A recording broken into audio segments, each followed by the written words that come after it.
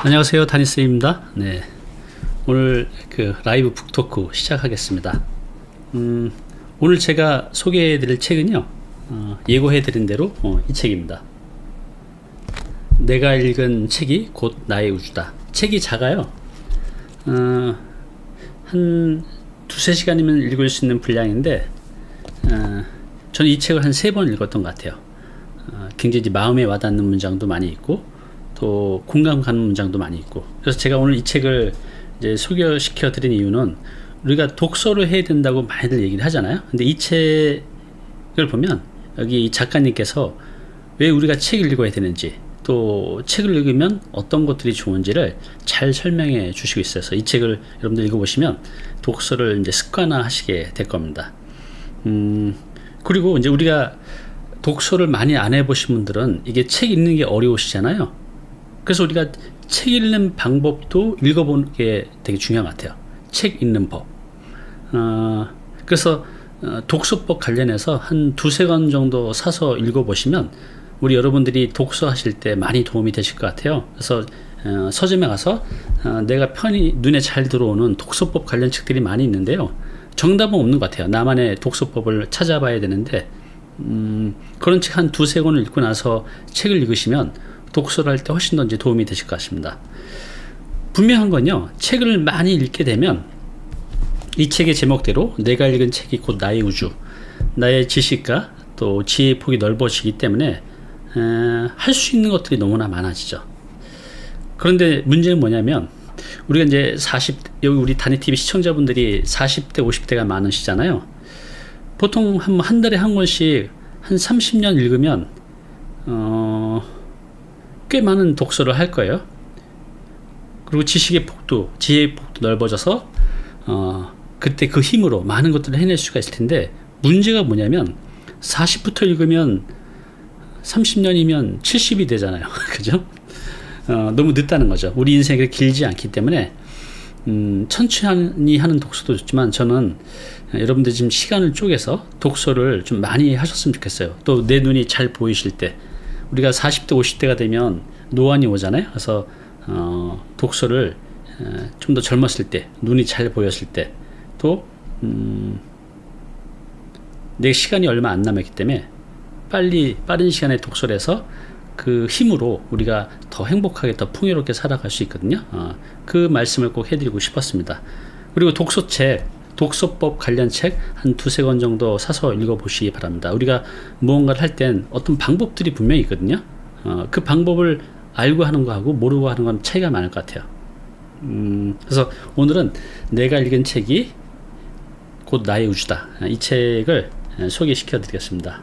안녕하세요, 라미킴님, 유튜브 보는 계정님, 안녕하세요. 네. 저녁은 아직 못 먹었고 바나나 2개 먹고 하고 있습니다. 나이가 들어서 당 떨어지면 안 되기 때문에 바나나 2개, 그 다음에 사탕 하나 먹고 시작합니다. 우리 시청자분들은 식사하셨나요? 자, 이 책의 저자는 장석준 님이세요. 아시는 분들은 많이 아실 것 같아요. 아주 시인이죠. 이분의 유명한 시 중에 하나가 대추 하나리라는 시가 있어요. 예전에 그 교보문고에 보면 거기다 대추 하나리 아주 큰 천으로 해서 한참 동안 달아놨었거든요. 그래서 저도 차 타고 운전하면서 딱 가다가 그 시를 읽고 알게 됐어요. 이 대추 하나리라는 이 시를. 그분입니다. 이분의 책을 제가 여러 권 읽었는데, 이분의 책을 읽으면 참 마음이 따뜻해져요. 소소한 삶의 행복들을 잘 끄집어서 깨닫게 해주고 그런 분입니다. 이분은 이제 1955년도 생이세요. 60이 넘으셨죠. 우리나라 나이로 그러면 67인가요? 충남 노문산에서 태어나서 독학으로 시와 철학을 공부했다고 합니다. 이분은요, 본인 소개를 이렇게 했어요. 서재와 정원이 있다면 다른 도락이 없어도 좋다고 생각한다. 책과 도서관을 좋아한다. 그리고 햇빛과 의자를 또 좋아한다고 해요. 대숲과 바람을, 고전음악을, 침묵과 고요를 사랑한다. 이 장석주 시인은 뭐 대단한 게 아니라 내가 지금 내 삶에서 누리고 있는 거, 햇빛, 바람, 책, 의자, 내가 편히 앉을 수 있는 의자, 이런 것들만으로도 아주 행복감을 느끼며 산다고 해요. 멋지죠? 네. 자, 오늘 이걸 빨리빨리 또 이제 해야 되기 때문에 진행하겠습니다. 이 책에 이 작가께서 말씀하신 내용들이 많이 있는데, 그 중에서 제 마음에 와닿았던 그런 이제 문장들을 뽑아서 소개를 시켜 드릴게요. 이 책의 이제 7페이지에 보면 이 작가께서 이 책이 얼마나 나한테 소중한지를 얘기하는 대목이 나와요. 한번 읽어보겠습니다. 살아온 인생을 되짚어보면 항상 가장 중요한 국면마다 책이 있었습니다. 아직 뼈가 약하고 살이 연할 때 나를 키우고 단련한 것도 책이고, 잘 달리다 느닷없이 돌부리에 걸려 넘어졌을 때 나를 일으켜 세운 것도 책이고, 세상 밖으로 외면당해 스스로 낙오자가 되어 시골로 쓸쓸히 내려와 살림을 꾸릴 때 힘과 용기를 준 것도 책이었습니다. 평생을 책과 버타며 살아왔으니 내가 읽은 책들이 곧 나의 우주였다고 자신 있게 말할 수 있습니다. 네, 저에게 책은 등대였습니다. 제가 30대 후반부터 안 좋은 상황을 겪었거든요. 인생의 밑바닥에서 헤맬 때 이 책이 이 망만대에서 등대 역할을 했어요. 제가 어디로 어떻게 가야 될지, 제가 막 방탕하게 또 하여튼 안 좋은 일이 많이 엮여져서 살았었는데 바른 길로 안내를 해줬던 게 바로 책이죠. 저한테 책은 등대였습니다.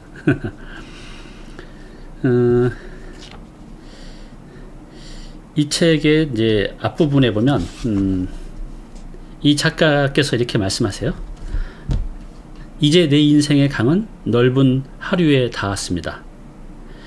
이 작가께서 말씀하시는 넓은 하류는 본인의 이제 인생 후반전을 말씀하시는 것 같아요. 이분이 55년생이니까 우리나라 나이로 67세잖아요.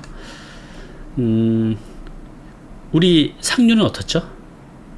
막 물살도 세고 변화무쌍하잖아요. 그래서 우리가 10대, 20대, 30대는 참 고민도 많았어요. 그런데 이제 50이 되고 60이 되니까 삶이 되게 이제 안정돼 가잖아요.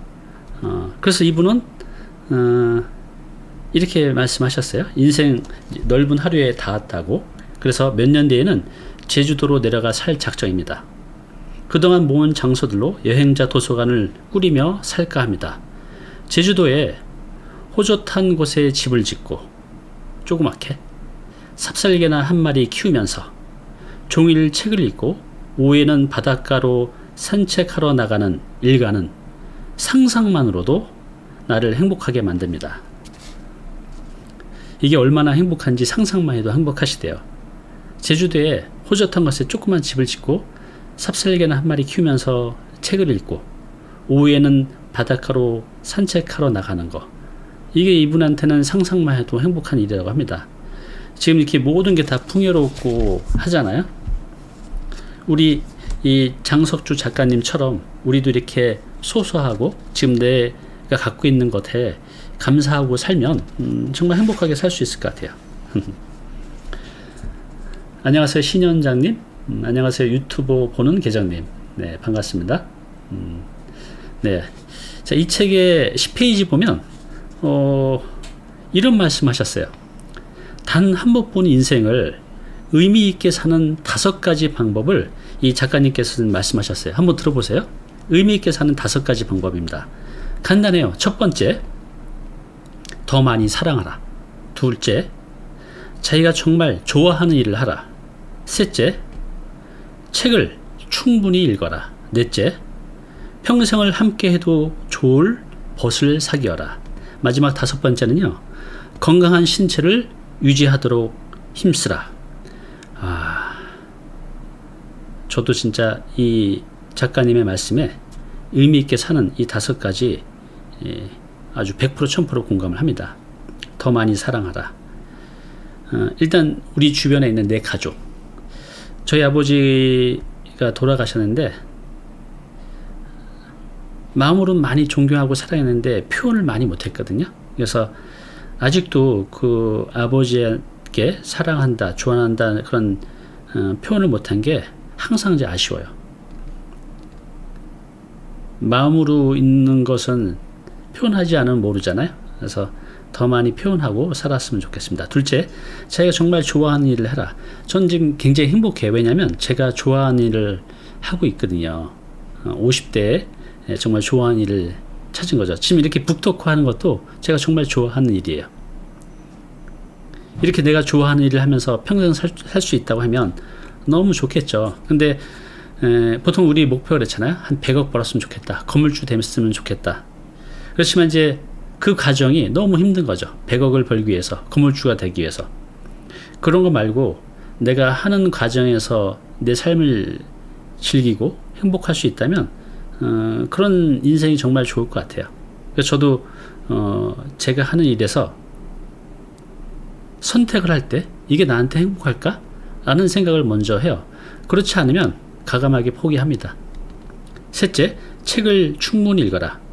뭐 이거에 대해서는 뭐 이 작가님께서 이 책을 통해서 눈이 이제 말씀합니다. 이건 안에서 다시 말씀드릴게요.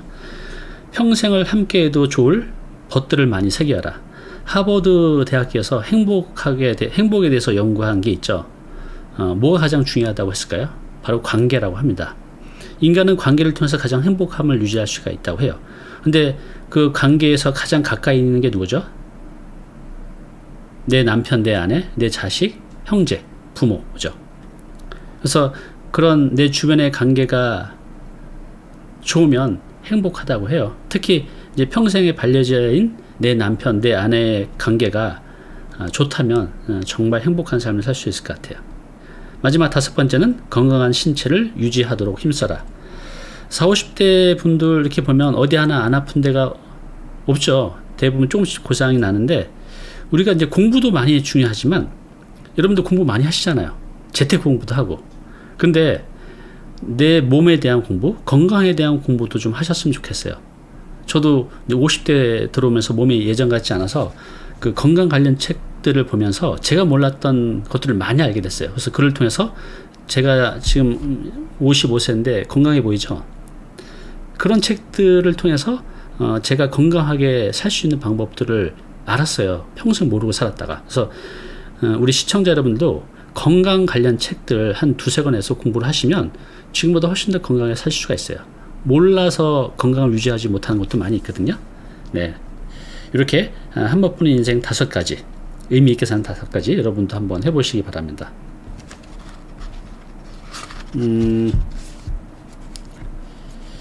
이 책의 18페이지 보면 이제 이런 내용이 나옵니다. 한번 읽어볼게요. 책을 읽는다는 것은 그 책에 담긴 지식이나 사상이 자신의 내면으로 스며들어와 생각이 확장되고 자아가 확장되는 과정입니다. 메이지 대학 교수인 사이토 다카시, 이분이 쓴 책 독서력인 책이 있는데요. 그 책에는 책 읽기의 효과를 이렇게 말하고 있습니다. 자신의 경험과 저자의 경험, 자신의 뇌와 저자의 뇌가 혼재해 있는 듯한 느낌이 바로 독서의 참맛입니다. 독서를 이제 많이 하신 분들은 이 말씀에 공감을 할 거예요. 저도 예전에 이제 독서한 양이 많지 않을 때는 책 읽기가 이제 굉장히 힘들고 재미도 없었는데 책을 많이 읽었잖아요. 그래서 이미 제 머릿속에는 수천 명의 그런 작가들이 제 머릿속에 들어와 있어요.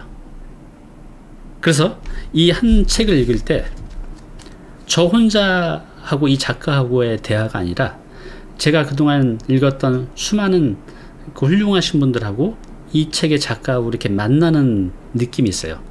그 만나는 접점에서 많은 아이디어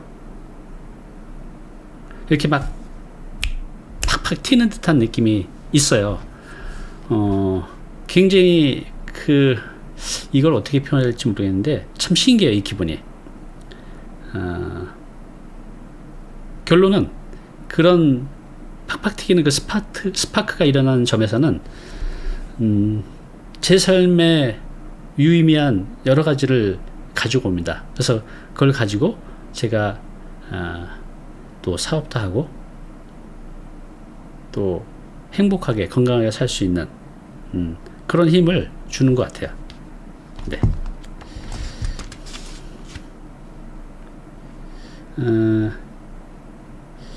자, 여기 또 이런 내용이 있습니다.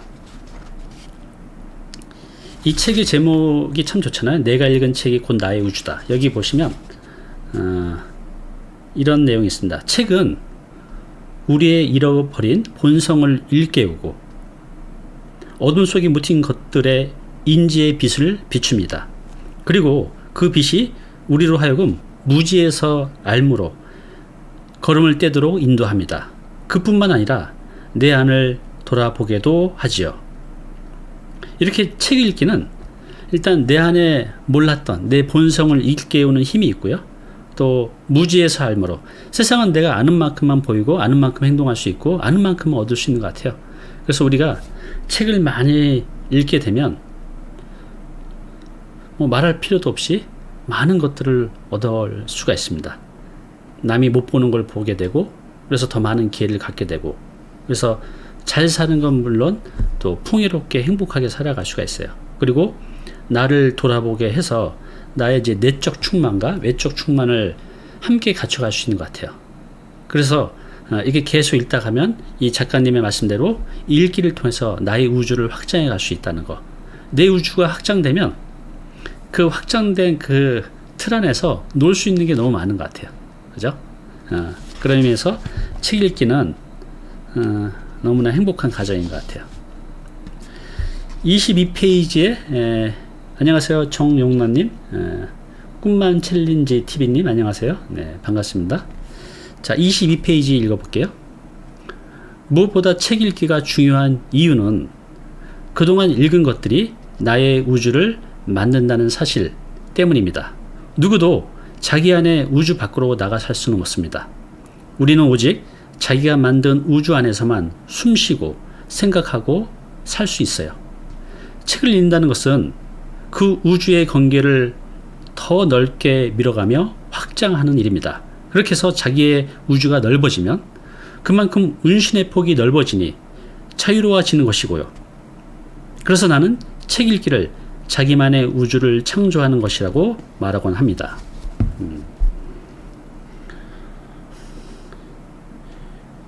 이걸 제가 어떻게 표현해야 될지 모르겠는데 아까 말씀드린 대로 책 읽기, 그러니까 독서를 많이 하게 되면 나의 우주의 경계가 점점 더 넓어지잖아요. 그러면 예전에는 요만한 틀 안에서 살면 지루하잖아요. 재미도 없고. 근데 이 틀이 넓어지면 내가 놀 수 있는 그 공간들이 너무 많아지는 거죠. 자유스럽게 여기도 가고 저기도 가고 갈 수 있는 그런 그 사고의 틀, 내 우주의 공간이 넓어진다는 거 굉장히 그 신선한 경험인 것 같아요. 그래서 이제 여러분들도 책을 읽다 보면 그런 경험을 이제 하시게 될 것 같아요. 그런 경험을 또 하시고 있는 분도 있으시겠죠, 지금 이미. 자, 이 책의 47페이지 보면 이제 이런 내용이 있습니다. 우리가 물질적인 것에서 벗어나 자아를 돌아보고 자기 성찰적 삶을 살려면 무엇보다도 먼저 나만의 서재를 가져야 합니다. 그래서 이 작가님께서는 나만의 서재를 꼭 가지라고 이 책 말고 다른 곳에서도 말씀을 하셨어요. 왜냐하면 서재는 지적 상상력을 낳는 공간일 뿐만 아니라 인생이라는 최전방에서 베이스 캠프와 같은 역할을 합니다. 정말 힘들 때 마음을 내려놓을 수 있고 창의력이 고갈됐을 때 자신을 충전할 수 있는 공간, 그곳이 바로 서재입니다. 저도 여기 안 보이는데 저쪽이 제 방의 서재이고 저희 집에도 책이 무지하게 많아요. 웬만한 이제 도서관 정도 근무되는 것 같아요. 저도 살면서 인생의 고비도 있고 걱정도 있고 사업을 하다 보니 여러 가지 물음표가 생길 때가 있죠. 그럴 때 제가 어떻게 하냐면요, 서재 앞에 딱 서요. 그럼 제가 읽었던 책들에서 쭉 보다 보면 제가 지금 고민하고 있는 거, 걱정하고 있는 거, 또 인생의 어떤 해답을 찾을 때 손이 가요. 내가 읽었던 책, 여기 그때 그런 내용이 있었던 것 같은데. 그래서 이제 펼치다 보면 그 책에서 제가 고민했던 그런 책들을 찾는다는 거죠. 이 작가님도 그런 이제 말씀을 하시는 것 같아요. 그래서 저도 제 삶에 고민이 생길 때마다 서재 앞에 쓰고, 서재에 있는 그 책들을 하나하나는 제 인생의 스승들이잖아요. 그래서 그 책을 통해서 해답을 찾습니다. 그래서 저에게도 이 서재가 베이스 캠프와 같아요. 최전방에 있는. 그래서 제가 막 달려가다가 힘들면 다시 베이스 캠프에 와서 재충전하고 다시 또 정상으로 올라가고 그런 공간. 그래서 크든 작든 여러분만의 서재를 만든다는 것은 굉장히 의미가 있는 것 같아요. 네. 여기 또 계속됩니다. 서재에 대해서 이렇게 말씀을 하세요. 서재는 침묵이 서린 공간이고 지친 나의 영혼이 쉬고 재충전하는 쉼터이자 마음을 닦는 청정도량이지요. 또 자아를 돌아보고 성숙시키는 곳이기도 하고요. 책 읽기는 인간이 가진 유의적 본능 중 하나인데 그것에 몰입할 수 있는 공간이 바로 서재입니다. 또 서재는 책을 읽고 글을 쓰는 곳이라는 의미를 넘어 지식 융합을 통해 새로운 지식들을 창조해내는 거점 공간이 아닌가 싶습니다. 네. 인생에서 우리가 투자를 많이 하잖아요. 부동산 재테크도 투자하고. 근데 가장 가성비가 높은 투자는 책인 것 같아요. 책을 사고 책을 읽는 행위. 그리고 이를 넘어서 나만의 서재를 갖는 것. 그래서 내가 삶의 길을 잃고 방황할 때, 고민할 때 그 서재에서 길을 찾을 수가 있어요. 그래서 여러분들만의 서재를 꼭 만들어 보시기 바랍니다. 안녕하세요. 카르페디엠님. 반갑습니다. 이렇게 말씀해 주셨네요. 잠시 누워서 쌤 목소리만 듣고 있는데도 두통이 사라지네요. 감사합니다. 또 어떤 내용들을 말씀드리고 싶은 거, 또 소개시켜드리고 싶은 내용들이 너무나 많은데, 그러다 보면 또 이 책도 막 3번, 4번을 해야 되니까, 여러분들이 사서 읽으십시오. 중요한 부분만 제가 소개를 시켜드릴게요. 87페이지에 보면 이런 내용이 있습니다. 한번 읽어볼게요. 책을 읽을 때 어떻게 읽어야 되는지에 대해서 말씀을 하고 계세요. 자, 책을 읽을 때 그 안에 지식과 정보를 기억할 게 아니라 저자의 사유를 따라가며 저자와는 또 다른 나만의 사유를 해야 합니다. 그러면서 사유하는 힘이 생기는 겁니다. 그렇게 책을 읽으면 굳이 내용을 기억하려고 하지 않아도 남는 게 있어요. 책 읽기는 지식이 저자에게서 독자로 옮겨가는 일방 소통이 아니고 쌍방향 소통이라는 것을 강조하고 싶습니다. 책을 읽을 때는 저자와 서로 생각을 주고받는 대화를 한다고 생각하면서 책을 읽어야 해요. 저자의 생각에 대해 끊임없이 질문을 던지고 반론을 제기하면서 읽는 거지요.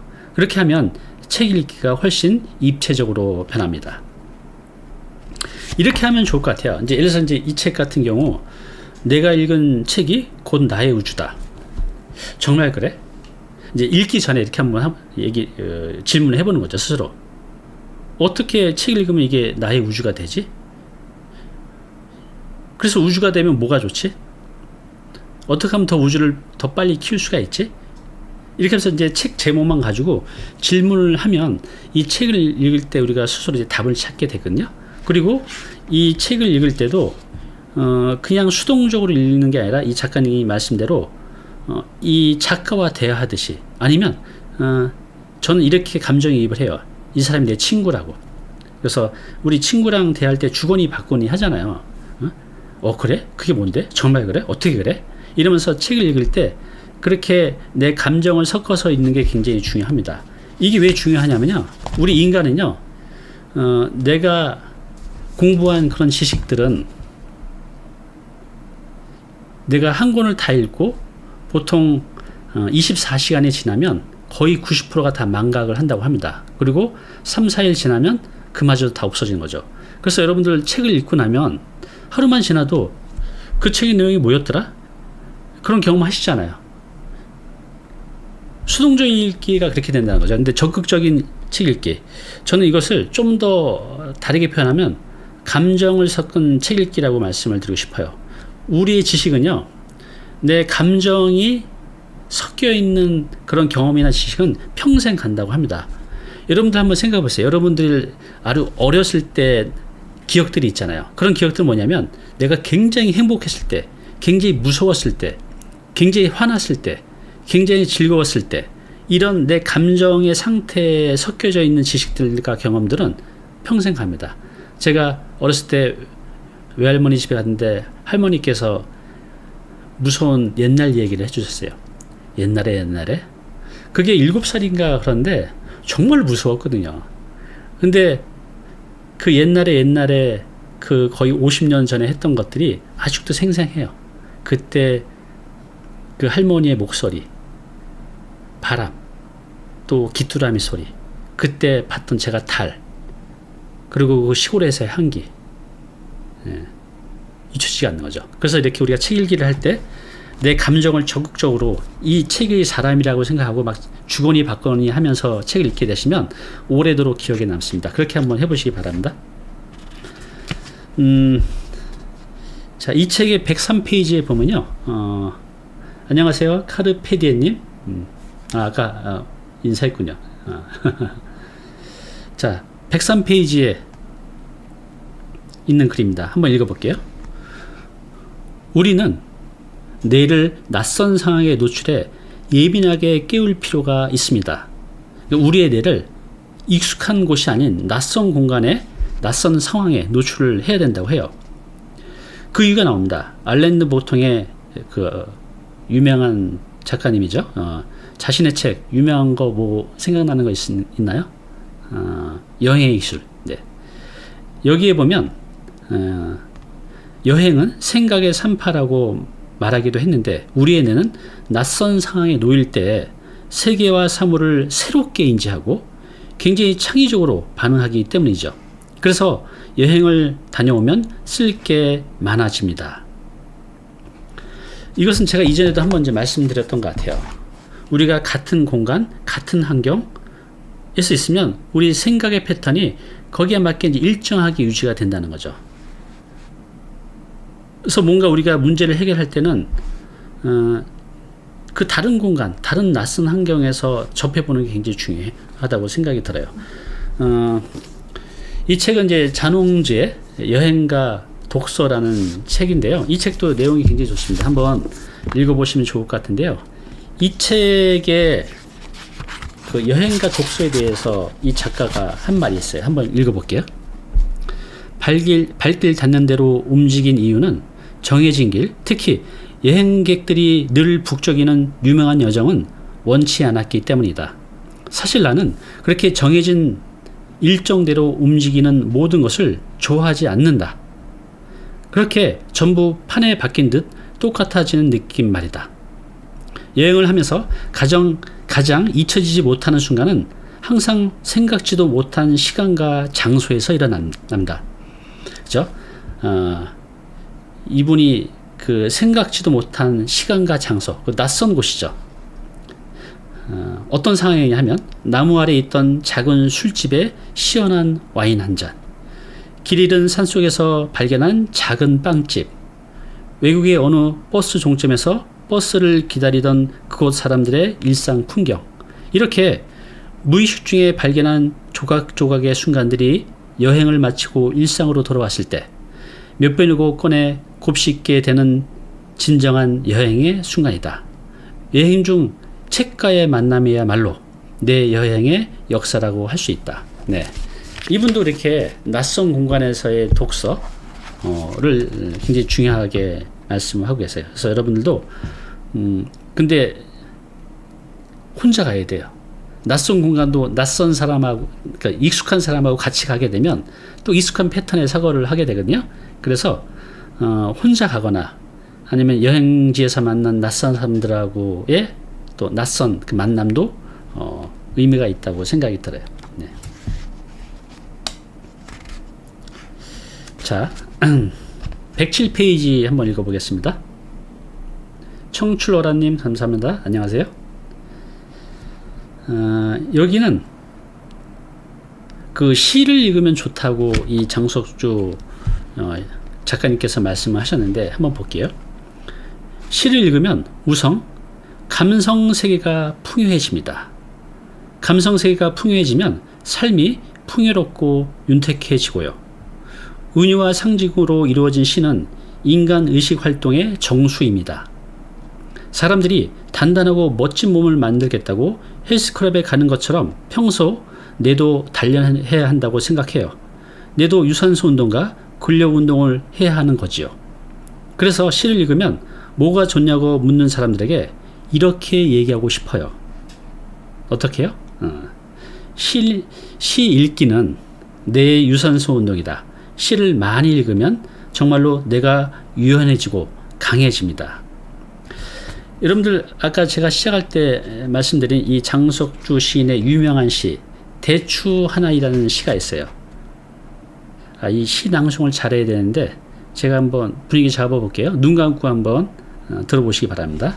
제목 대추 하나. 저기에 저절로 불고 진리는 없다.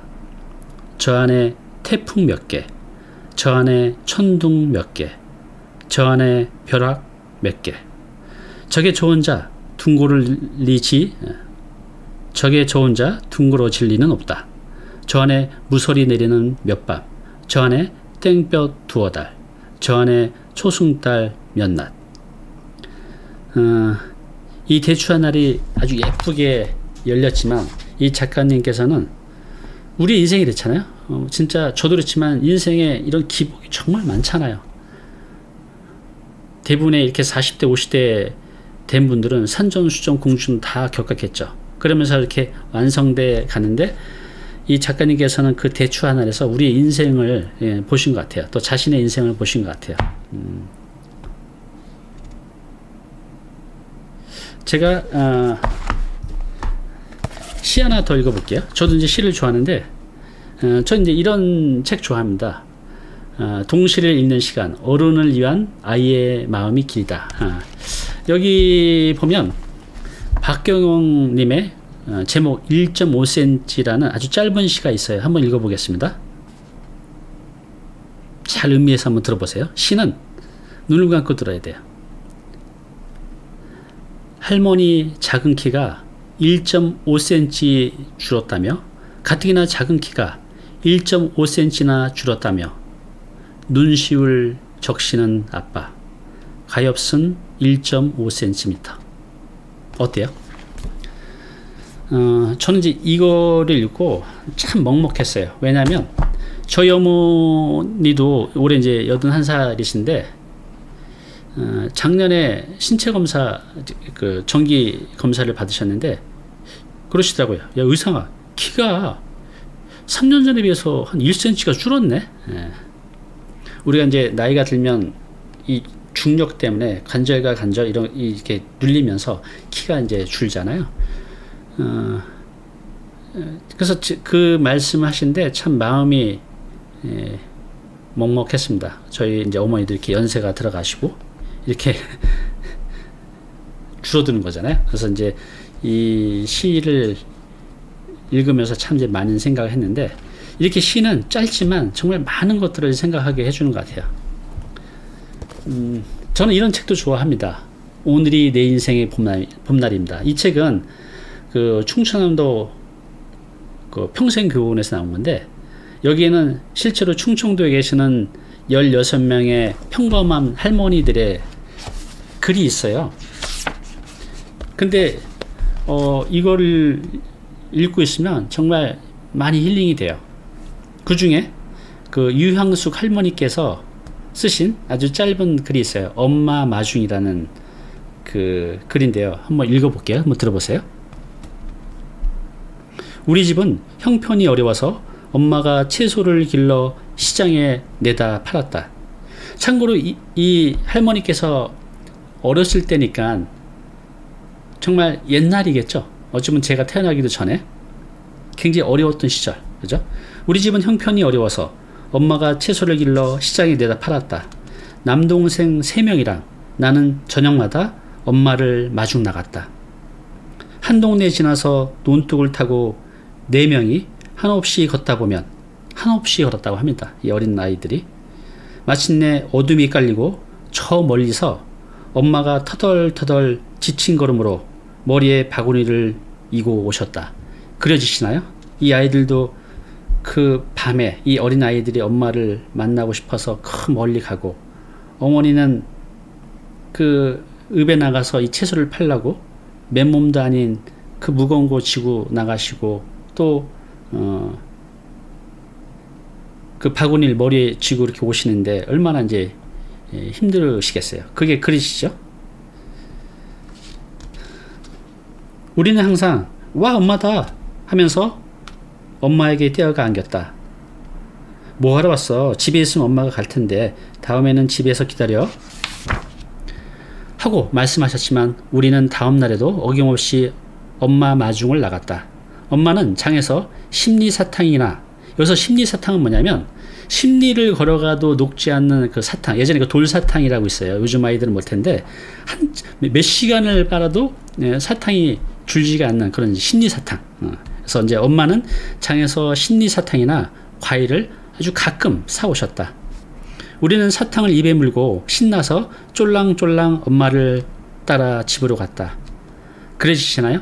엄마를 만난 것도 너무 행복한데 엄마가 이렇게 사탕을 사와서 입에 물고 엄마랑 이제 집에 가면서 진짜 막 너무 행복하게 뛰어가는 이 아이들. 동생들이랑 엄마랑 집에 도착하면 집에 있던 언니가, 그러니까 이 할머니하고 남동생 3명이 있고 언니는 집에 있었던 거예요. 왜냐하면 집에 있던 언니가 지어놓은 꽁보리 밥을 온 식구가 모여 오손도손 맛있게 먹었다. 그러니까 이제 맏언니는 엄마가 이렇게 힘들게 일하고 오시니까 그 어린 나이에 또 이제 밥을 하고 있었던 거죠. 엄마는 밥을 먹으면서 시장에서 있었던 이야기를 들려주셨다. 특별한 반찬이 없었지만 온 가족이 함께 먹는 밥은 정말 맛있었다. 어린 시절이 정말로 그립다. 짧죠? 이거 뭐 제가 좀 천천히 읽었는데 굉장히 짧은 할머니가 쓰신 글인데, 저는 이제 이것을 읽으면서 엄마의 마음이 어땠을까를 한번 생각해 봤어요. 이렇게 오면서 애들은 잘 있는지, 애들을 다 혼자 놔두고 왔으니까 애들끼리. 그래서 엄마의 마음은 애들은 잘 있을까? 밥은 먹었을까? 만난 과자나 사탕을 맨날 사가고 싶은데 또 그러지 못하는 거 형편은 이 마음이 어땠을까? 또 오면서 내일은 무엇을 팔까? 어떻게 팔까? 고민도 하겠죠. 또 애들은 어떻게 교육을 시키지? 또 내 몸이 건강해야 이렇게 계속 돈을 벌 수가 있을 텐데, 지금 봄, 여름, 가을은 팔을 거라도 있지만 겨울엔 뭘 갖다 팔지? 엄마는 그런 마음이 너무나 고민이 많았을 것 같아요. 또 애들은 그렇잖아요. 애들의 마음은 하루 종일 엄마가 얼마나 보고 싶었겠어요. 그 어린 아이들이. 또 이 철없는 애들이 오늘은 엄마가 맛있는 뭘 사오지 않을까? 그런 이제 기대를 하면서 또 철없이 기다리고 있었겠죠. 또 이 아이들이 그 먼 길을 그 밤에 걸어가면서 또 무슨 생각을 했을까? 이제 그런 것도 한번 보고, 그다음에 여기 맏언니 같은 경우는 집에 있었잖아요.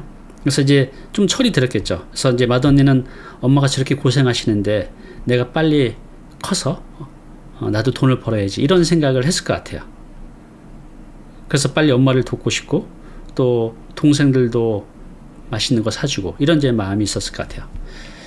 저는 또 이걸 보면서 저는 또 이런 생각을 했어요.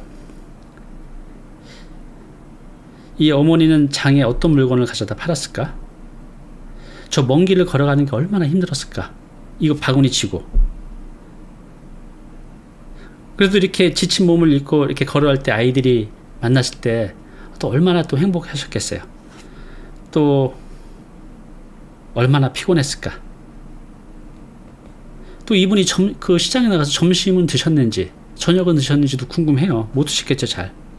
여기 보면 아빠에 대한 얘기가 없어요. 그러니까 아빠가 돌아가신 것 같아요. 그래서 이제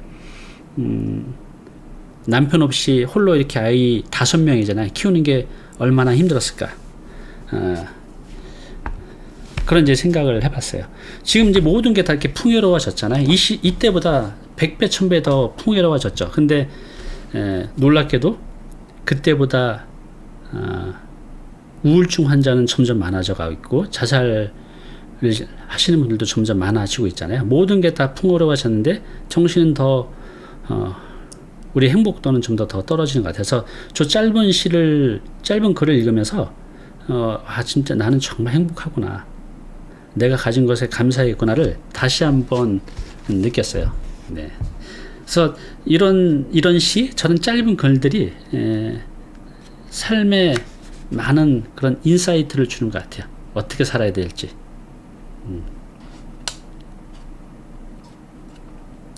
자, 125페이지에 이제 내용이 있습니다. 한번 읽어볼게요. 복지마블TV님, 안녕하세요. 네, 반갑습니다.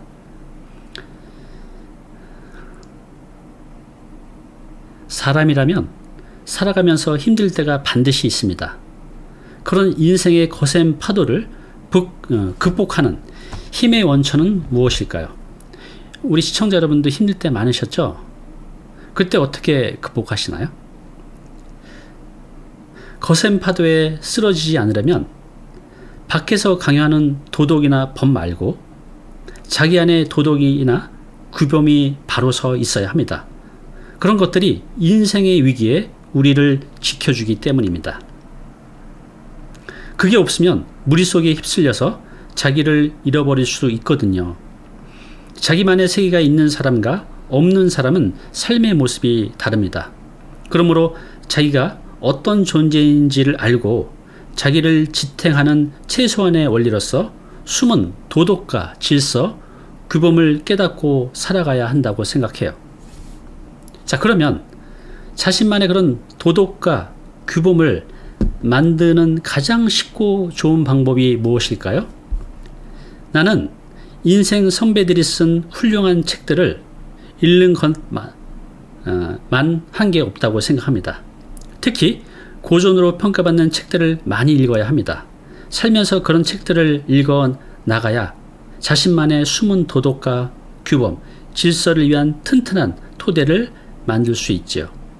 그리고 그걸 바탕으로 인생의 거센 파도의 파도를 만나더라도 극복할 수 있는 힘을 가질 수 있습니다.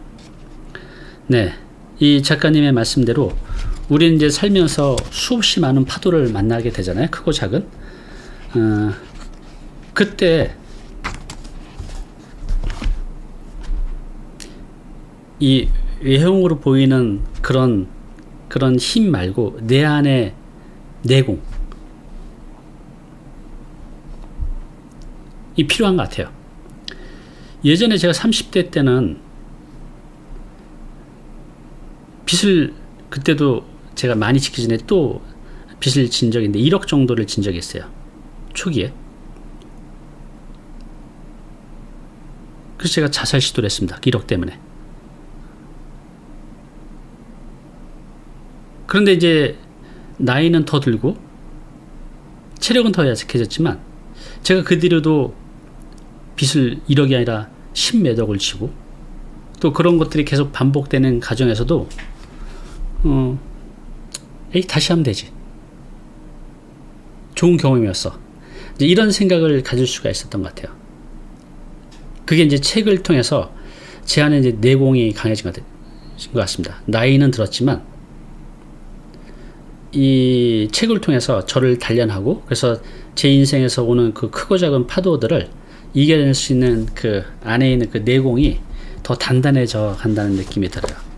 그래서 우리가 책을 읽어야 된다고 생각합니다. 우리가 살면서 계속 시시각각 다가오는 여러 가지 그 파도들을 이겨낼 수 있으려면 내공이 있어야 되잖아요. 그 내공을 만드는 가장 좋은 방법은 이 작가님의 이제 말씀대로 책, 특히 이제 인문학 관련된 책들을 읽으면 좋다고 이렇게 말씀해 주시네요.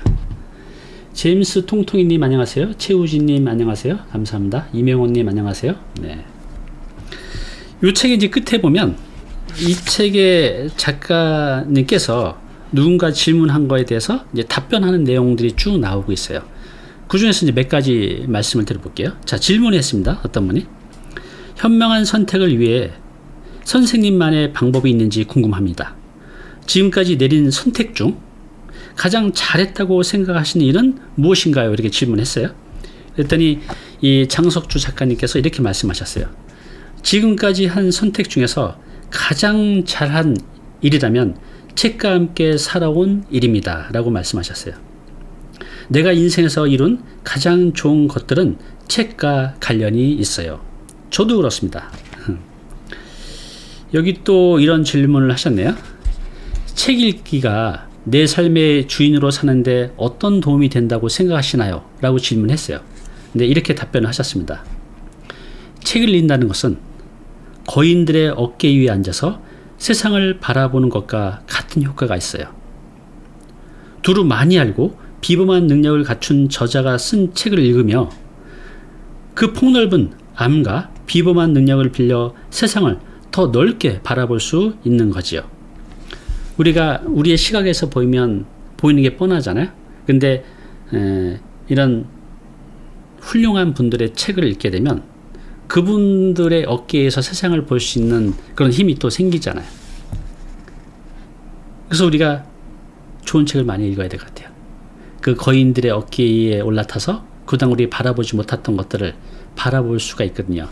그러면 또 우리의 삶에 또 많은 기회들이 오겠죠. 네. 여기 또 이런 질문을 했네요. 마지막으로 젊은이에게 꼭 들려주고 싶은 시가 있다면 소개해 주세요. 이렇게 질문한 이유는 이 질문자도 젊은 사람인 것 같고 또 이 장석주 작가님이 시인이잖아요. 그래서 이렇게 질문을 하신 것 같은데 저는 개인적으로 여기서 소개한 시가 있어요. 진정한 여행이라는 거. 근데 이것은 우리 청년이 아니라 오히려 우리 지금 중장년, 우리 40대, 50대, 60대한테 더 필요한 시인 것 같아요. 이렇게 답변하셨습니다. 젊은이들에게 들려주고 싶은 시들이 많아요. 굳이 한 편만 고르라고 하면 터키의 국민 시인 나짐 히크메트의 진정한 여행이라는 시를 소개하고 싶어요 라고 말씀하셨어요. 자, 제가 이 시를 읽어 드릴게요. 우리 40대, 50대, 60대 여러분들 눈을 감고 잘 음미를 해보세요. 네, 읽어보겠습니다. 이게 낭독을 잘해야 되는데 분위기를 한번 최대한 잡아보겠습니다. 제목 진정한 여행. 가장 훌륭한 시는 아직 씌어지지 않았다. 가장 아름다운 노래는 아직 불려지지 않았다. 최고의 날들은 아직 살지 않은 날들. 가장 넓은 바다는 아직 항해되지 않았고 가장 먼 여행은 아직 끝나지 않았다. 불멸의 춤은 아직 추워지지 않았으며 가장 빛나는 별은 아직 발견되지 않은 별. 무엇을 해야 할지 더 이상 알 수 없을 때 그때 비로소 진정한 무엇인가를 할 수 있다. 어느 길로 가야 할지 더 이상 알 수 없을 때 그때가 비로소 진정한 여행의 시작이다. 네, 우리의 분날은 하지 않았다는 거죠. 우린 앞으로도 얼마든지 쓸 시가 또 부를 노래가 또 살 날들이 또 우리가 아직 가지 않은 그런 넓은 항해할 곳들. 그래서 우리 40대, 50대, 60대 이 중년이 인생의 종착역이 아니라 이제 시작이라는 거죠. 그래서 이 시를 읽으면서 많이 힘도 생기고 위로도 받았어요. 그래, 맞아. 내가 지금 50대 중반이지만 이제 시작이야. 그래서 이런 시 한 편이 정말 그 어떤 인문학, 아주 훌륭한 인문보다 이런 거를 읽으면 정말 마음으로 느끼고 또 많은 인사이트를 받는 것 같습니다. 안녕하세요, 최우진님. 네, 가장 빛나는 별은 아직 발견되지 않는 별, 그죠? 너무 좋죠? 네. 제임스 통통이님도 안녕하세요. 네. 자, 제가 이전에는 이걸 너무 이제 길게 해가지고 먼저 책은 3편, 4편으로 했잖아요. 그래서 이제 오히려 그러면 이제 여러분들이 책을 안 읽으실 것 같아서 좀 짧게 하고 이 책 10,000원입니다. 사서 읽어보시고 이걸 서재에 딱 꼽아놓고 여러분들이 읽은 것들이 꼽아져 있고 여러분들의 어떤 고민이나 인생의 위기나 어떤 질문이 필요할 때 서재에 서서 쭉 보다 보면 해답을 얻을 수가 있어요. 맞아. 이 책이 그때 그런 내용이 있었던 것 같은데 딱 꺼내서 딱 펼치다 보면 그 안에 해답이 있다는 거죠. 그래서 책을 읽고 그 서재에 꼽아 놓는 게 중요해요. 자, 이제 시간이 7시 50분인데요. 자, 다음 책 소개시켜 드릴게요. 다음 책. 제목이 이 책입니다. 조인트 사고. 네. 한 달에 30억을 벌 수 있는 조인트 사고. 생각지도 못한 상승 효과를 가져오는 보이지 않는 힘. 일본 사람이 쓴 책인데요. 꽤 유명한 책이에요. 이 책을 2번 읽으면 경제적 불안에서 완전히 해방되고 3번 읽으면 행복한 인생을 즐길 수 있다. 맞습니다. 단컨대 이분 말이 맞아요. 근데 이 책을 이제 소개시켜 드릴 건데요. 물론 이 책처럼 한 달에 30억은 아니지만 한 달에 303천 벌 수 있습니다. 제가 그때 제가 이렇게 말씀드렸잖아요. 제가 경험하지 않는 것들을 우리 시청자 여러분들에게 말씀드리는 것은 오보인 것 같아서 실제로 제가 경험했던 것들 아니면 제 주변에서 실제로 제가 확인하고 봤던 것들에 대해서 어떻게 한 달에 이 조인트 사고를 통해서 30억은 아니더라도 300만원, 3천만원을 벌 수 있는 방법, 이 책을 통해서 찾아보겠습니다. 충분히 가능해요. 충분히 가능합니다. 왜 그렇죠? 제가 지금 다니TV라는 이 방송국을 운영하고 있잖아요. 저만의 방송국이죠. 근데 돈 한 푼이 들어가지 않아요. 우리가 KBS, MBC, SBS, JTBC 이런 방송국을 만들려고 하면 그런 건물도 있어야 되고 그런 인력도 있어야 되고 돈이 진짜 수천억이 들어가겠죠. 근데 지금은 핸드폰 하나만 있으면, 그죠? 이런 핸드폰 하나만 있으면 이걸로 나만의 방송국을 만들 수 있어요. 그리고 나의 경험과 지식과 노하우를 경험하면서 수많은 기회들을 만들어낼 수 있거든요. 온라인 환경이 너무나 잘 되어 있는 거죠. 예전에는 이런 것들이 불가능했었죠. 한 달에 이렇게 번다는 게. 근데 지금은 가능해요. 여러분들 주변에서도 이런 그 지식 컨텐츠 비즈니스 하면서 이런 인터넷, 온라인을 통해서 굉장히 짧은 시간에 큰 돈을 벌고 있는 분들은 너무나 많습니다. 세상을 아는 만큼만 보인다고 했잖아요. 단지 여러분들이 몰랐을 뿐이에요. 자, 이 책을 통해서 우리 40대, 50대, 60대 분들 희망이 없다고 주눅들을 짚어봤습니다. 희망은 얼마든지 있고요. 단지 그게 어디인지 여러분들이 몰랐을 뿐이거든요. 그래서 제가 희망을 보여드리고 또 이 책을 통해서 어떻게 내가 능력이 없어도 스펙이 없어도 배경이 없어도 인맥이 없어도 이제 벌 수 있는지 제가 공유해 드리도록 하겠습니다. 네. 제가 이제 지금 하는 일이 좀 이제 바빠서 제가 또 하나 일을 시작했거든요. 이 화면에 보면 담임쌤의 인생의 맛 클래스 인클이라고 이거를 제가 꽤 오랫동안 준비했어요. 또 많은 돈을 해서 이걸 이제 막 이제 론칭을 시작하는데 그래서 좀 바빴습니다. 그래서 이게 좀 안정화되면 제가 여러분들께 좋은 책들을 통해서 더 자주 찾아뵙도록 하겠습니다. 나이는 상관없어요. 여러분들이 살아온 그 경험들이 그게 바로 역사입니다.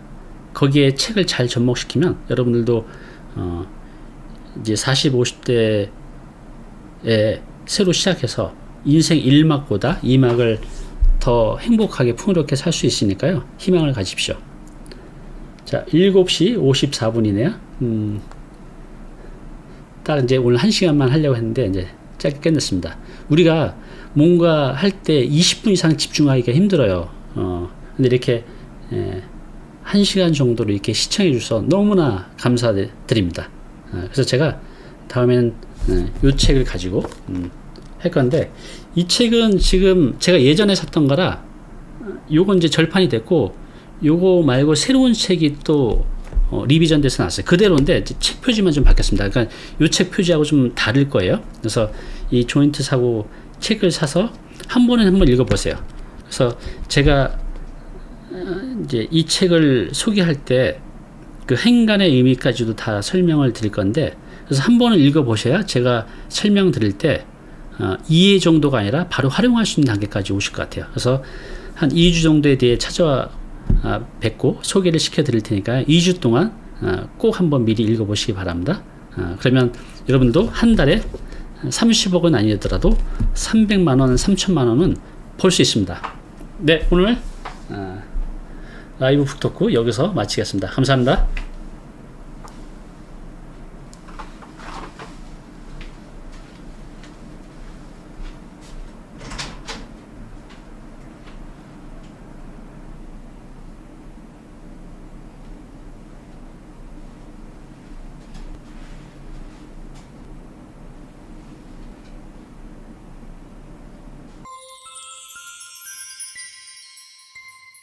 네, 오늘 정보 도움이 좀 되셨나요?